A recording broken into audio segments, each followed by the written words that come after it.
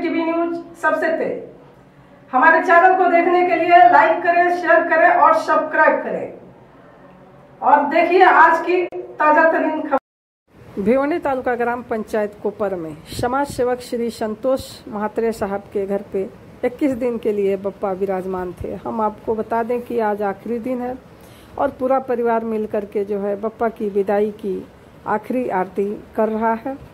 और हम आपको बता दें कि 21 दिन तक संतोष दादा के घर पे बप्पा का जो है सुबह शाम आरती होता रहा और आए हुए सभी मेहमानों के लिए प्रसाद और भोजन का भी व्यवस्था किया जाता रहा। तो 21 दिन तक बप्पा का सेवा करने के बाद आज बप्पा की विदाई की तैयारी हो रही है।